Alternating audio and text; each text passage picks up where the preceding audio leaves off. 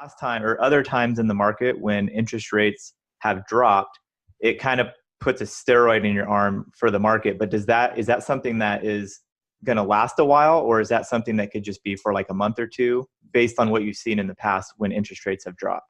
Yeah. So first, interest rates have basically declined for almost 40 years. Okay. And around 82 or so, they shot up to, 16 to 18%. And if you look at graphs, they've basically done nothing but decline.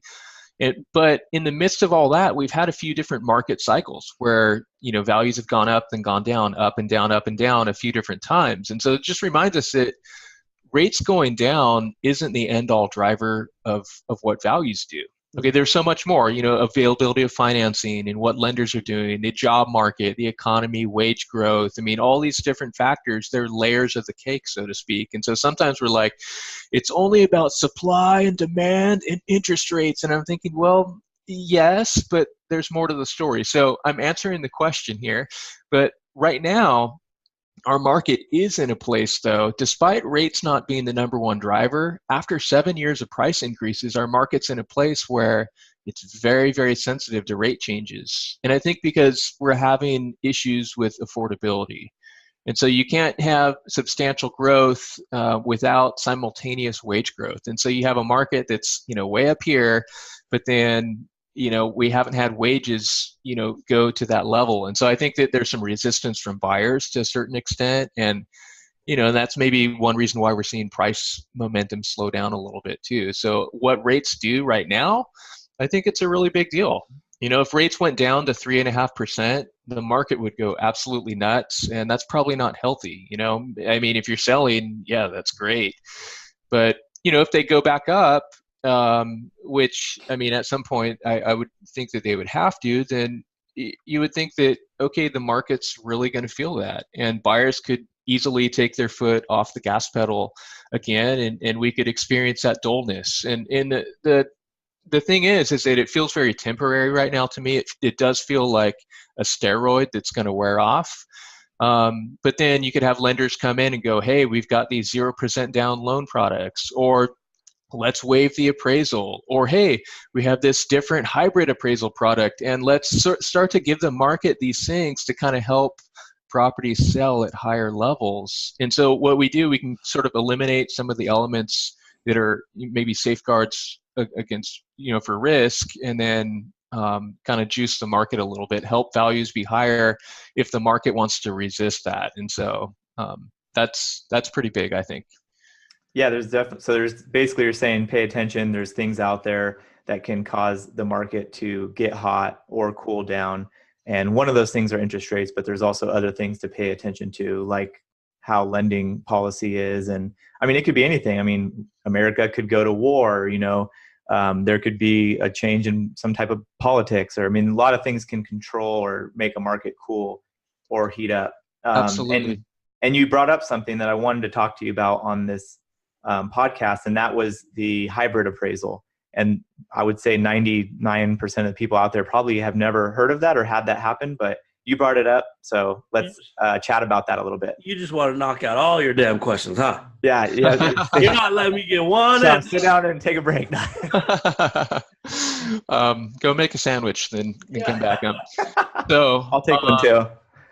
Yeah, so the hybrid appraisals, this has been something that appraisers have been aware of for a long time. It's sort of been, I think, the narrative of lenders. They've been saying for years, there's this appraiser shortage. We need to do something about it to save consumers money. And I get it, there is a shortage in some markets, but at the same time, I think there's a sincere shortage of appraisers willing to work for what some lenders want to pay. And so, right, that's kind of why I've removed myself from lender work. But you have this hybrid appraisal right now where it's a different beast, and where there's this company that will hire an inspector, and then the inspector goes out and then measures the house, takes photos, jots down notes, and sends that information to the appraiser. So the inspector does the inspection part, and then the appraiser essentially does sort of the value part, so to speak. And so the appraiser doesn't see the property, but is doing a valuation based on what someone else has given. And so this was theoretical, but I know it's starting to happen in our market. It's happening in many markets across the country. It looks like to me like it's just beginning. And so like when the appraisal waiver system happened, which is a blessing. Hey, on one of your deals, you get a waiver and a real estate agent does. I mean, everyone rejoices. I totally understand. Don't worry about that. There's a place for that type of product in the market. Maybe not a mass scale, but when the waivers rolled out, one of the things that we saw is that we saw Fannie and Freddie Mac saying, hey man, don't worry, this will only be about 10% of the market. It's only for refis. But I think what we're seeing that it's not working that way at all. Some loan officers I talk to say, no, it's about 25% of what I'm seeing and definitely happening on purchases. And so with these hybrid appraisals, it's starting out with a similar narrative saying, hey, don't worry, it's borrowers are putting a lot of money down, and but where do we see this going in the future? That's what's not known right now. And if this becomes everything, how's that going to impact things? Or if something closes too high and it becomes the new comp, is that good for the market?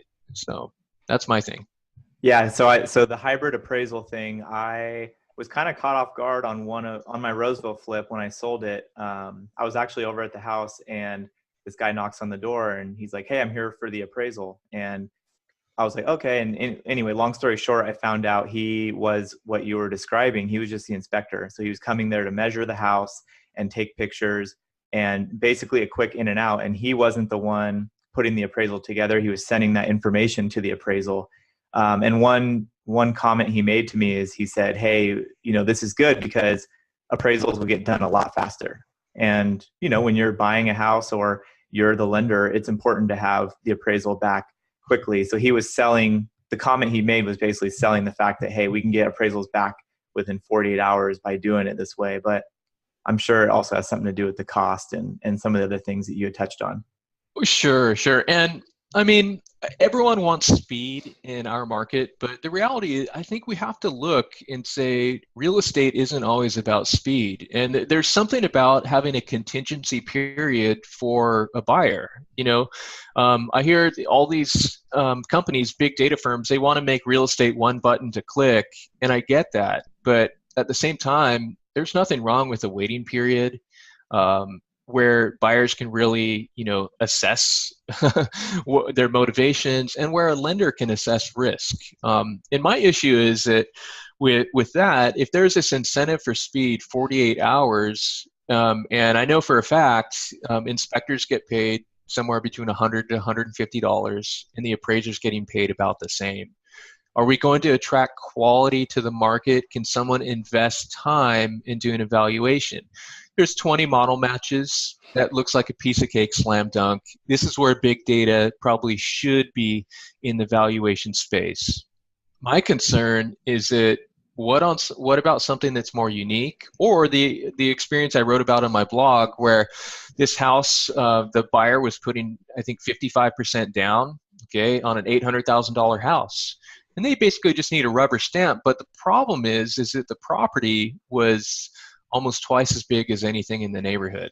And so the borrower was not risky, but I would say the property was. And so I think that there's trade-offs, and we need faster appraisals, but are we going to diminish the role that appraisers play in our market as a system of checks and balances? Okay, and I don't do lender work anymore on purpose, but that's the bigger part that I'm concerned about when we start to say, we trust big data so much and it's all good, don't even worry about it. But if everyone's being paid peanuts on either end of the inspection or the appraisal, that could be a sincere problem. Okay. Now, if colleagues are doing a great job, I mean, the market will tell us, if things are great and there's no problem, then everyone's happy. I mean, we'll see how the future unfolds, but I just see sort of these red flags for now going, okay, how's that going to shake out? So we'll see.